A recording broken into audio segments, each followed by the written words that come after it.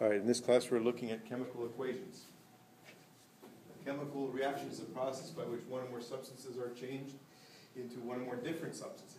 And equations are the means used to describe a chemical reaction. So for example, we've chosen to look at the combustion of hydrogen gas. And I wrote the equation for the combustion of hydrogen gas here. H2 gas plus 1/2 O2 gas gives you H2O gas.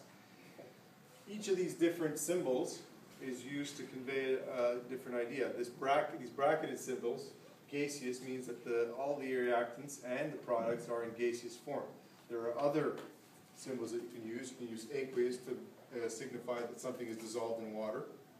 Liquid to mean that you have a pure liquid or a molten substance. Gas, we can see it's in the gas phase, and then there's also sometimes solvent. We also see that the equation means, the letter means the element, so we have the element symbols. This area of the symbol is reserved for how many of the element is used. You know, we also remember that when you put it here, it's the atomic number, here it's the mass number, and this area is reserved for putting charges. Also, we have a number written in front of the symbol. That's called the stoichiometry, which gives us the proportion of all the reactants that are involved in the reaction. And lastly, that arrow symbolizes that the reactants are turning into products. So we have the reactants on this side, and the products are written on that side. So in English, we know that we write sentences to convey an idea. In chemistry, we write equations. Now, the next important idea in the chemistry equations is to balance, because you can't have material that is reacting on one side suddenly disappearing. Anything that appears on the left side of an equation has to also appear on the right-hand side of the equation. So to balance an equation, we must ensure that the same number of atoms are on both sides of the equations. So there are a couple of rules we have to follow for writing balanced equations. The first thing is to determine what the reactants and products are. Then we write the equation, and thirdly we balance it. And to use the easiest one I can think of as an example is to balance a combustion equation. So I asked here, write the equation that describes the burning of octane.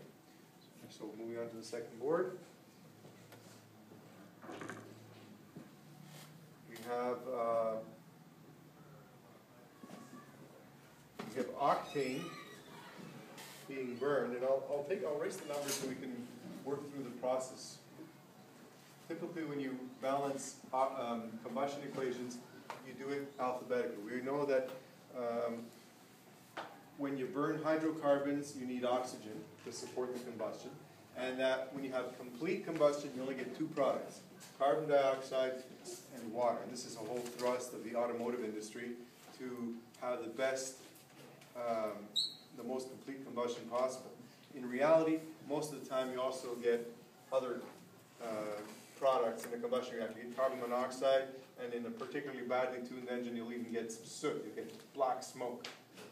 So when the injectors are dirty, say in a bus engine or in a truck engine, if the driver accelerates hard, you'll often see a puff of black sooty smoke. That's happening because of incomplete combustion. Some of the fuel is not burning, but it's being broken up by the heat of the combustion chamber, so it comes out as small particles of soot, which is almost pure carbon. But for our purposes, we're going to pretend we have a complete combustion where there's plenty of oxygen available and all of the fuel burns. So octane is the fuel of choice normally, and it has 8 carbon atoms. So if you have 8 carbon atoms on the left, 8 carbon atoms on the right have to also appear. So we do that by writing an 8 in front of the CO2. There are 16 hydrogen atoms on the left, 18 hydrogen atoms on the left, 16 have to appear on the right. So what we're going to do, did I say 16 again? 18 have to appear on the right. So we're going to put a 9 in front of H2O. 9 times 2 gives us 18. After that, we balance the oxygen. 8 times 2 is 16, plus 9 gives us 27 oxygens that have to be balanced. So there's 16 over here, and 9 oxygens over there. So where are those 25 oxygens coming from? Well, they're coming from here, from the oxygen that's in the atmosphere. So if we put a 25 over here, we're going to get twice as many oxygens as we need, because oxygen is a diatomic gas. So we're going to have the amount by putting it over 2. Again, some people are bothered by equations with fractions in them. So if we double everything, we can get rid of the fractions. This will become 25. This one will become 16. and this will become 18. And there's your balanced combustion equation for octane. Now those numbers that appear in front of the chemicals refer to the number of molecules, or as chemists like to use, a mole. And this is where we have to explain what the mole means. The mole is 6.02 times 10 to the 23 of anything. You could have a mole of golf balls, and it would cover the earth to a depth of 50 miles. Okay? You can have a mole of chickens. You can have a mole of air molecules. You can have a mole of carbon atoms. And in fact, the official definition of the mole is the number of atoms of carbon found in exactly 12 grams of carbon. That's why I wrote it with 2 sig figs. I didn't say 0.0000 or anything like that. It's exactly 12 grams of carbon, 12, that will give rise to 6.02 times 10 to the 23. Now that number is not exact. I looked it up in the memory of my calculator where there are many embedded constants. And my calculator, which is the EL516X, has 6.0221417 times 10 to the 23 atoms of carbon. Just to give you a ballpark idea of how much that is, a penny is about 3 grams. So the weight of about 4 pennies is 12 grams. And that would contain that many carbon atoms of carbon-12. So we use this idea of the mole because it's the chemist's dozen. Why do we use this enormous number? Because atoms are extremely small. If you're talking about loaves of bread, dozens is usually the key word. But when we're talking about tiny little atoms, we use this huge number called Avogadro's number because it gives rise to visible quantities of material. So if you take that many atoms of carbon, you'll see a little pile of carbon, about 12 grams, about the weight of 4 pennies. So that's something you can work with. You can put that on a scale, you can weigh it, and that's why the chemists use the mole as the standard.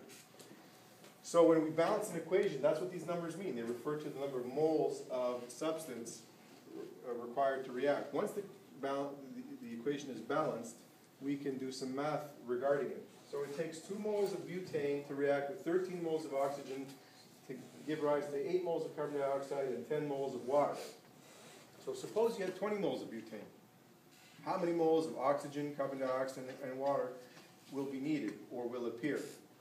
Well, if we had 20 moles of butane, which is 10 times the amount here, then you're going to need 10 times the amount of oxygen. So it's going to be 130 moles of oxygen needed to burn 20 moles of butane. You'll also generate 80 moles of carbon dioxide and 100 moles of water. Another example that's a little bit more complicated. Suppose you had 3 moles of butane. How much oxygen, carbon dioxide, and water would you need? And this is where we start using the idea of dimensional analysis to show the work, the mathematical calculation involved. If you have 3 moles of butane, and you recall the stoichiometry of the equation, I'm going to write here so we don't have to keep on shifting back and forth between the board. C4H10 is butane plus 13 oxygens gives you 8 CO2s and 10 H2Os. There's the stoichiometry of the reaction. So if you start off with 3 moles of butane, how do you know how many moles of oxygen you're going to get? Well, the stoichiometry is 13 to 2. For every 13 moles of oxygen that are used, 2 moles of butane is burned. So here's our proportion, 13 to 2.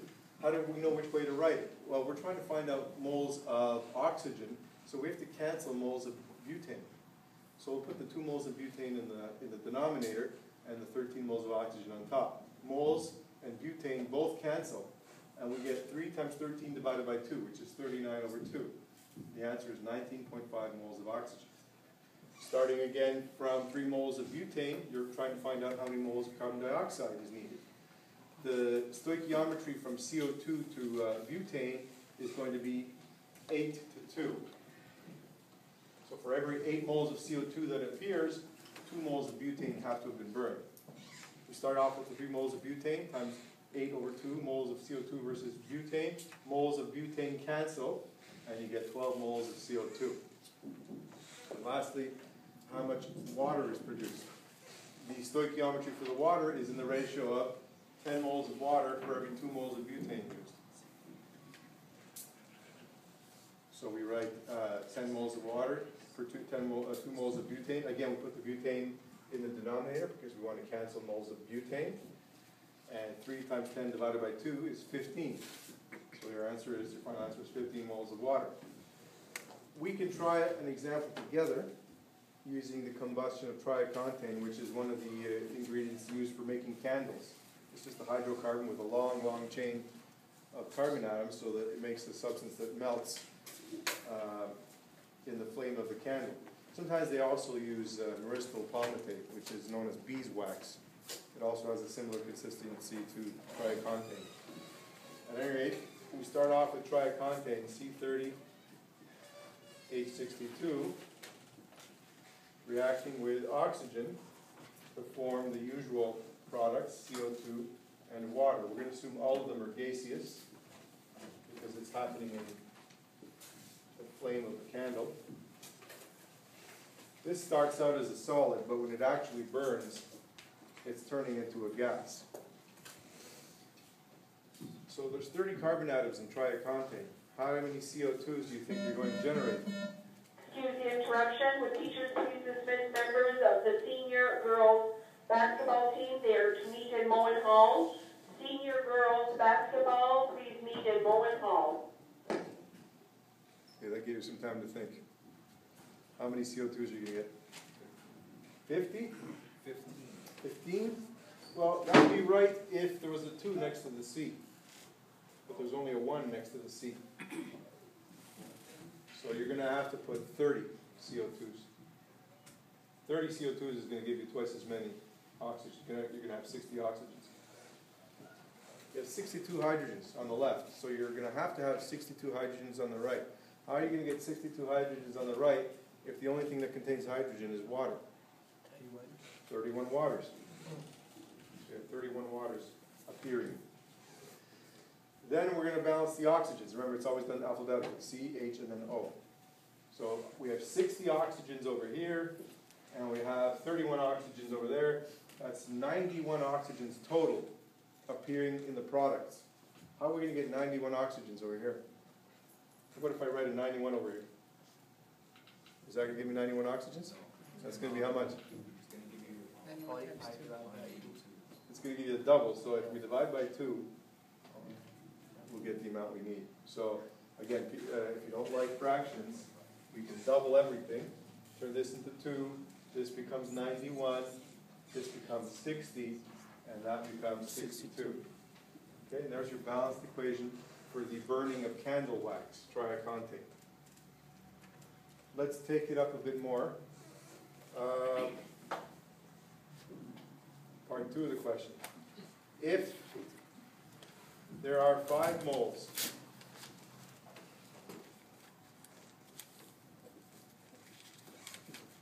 of C30H62, how many moles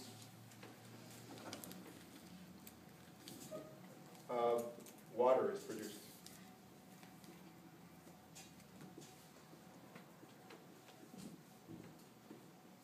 Okay, so we're starting off with 5 moles of trioxane. 5 moles of C30H62. And we're being asked how much water is produced. So our final answer has to have water in it. So we need the conversion factor between water and trioxane. What is it? It's right here in the stoichiometry. This number 62 and that number. Make a fraction of those 2 numbers and it'll give you the conversion factor. 31. It's 31, yeah, 62 over 2. So 62 moles of water appears for every 2 moles of trioxane that's burned. So the moles cancel, trioxane cancels, and we get 5 times 62 over 2. Or you could say 31 times 5, which is 155 moles of H2O.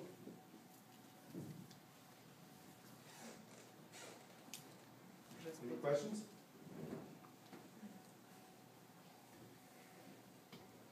Okay, well, try some more examples.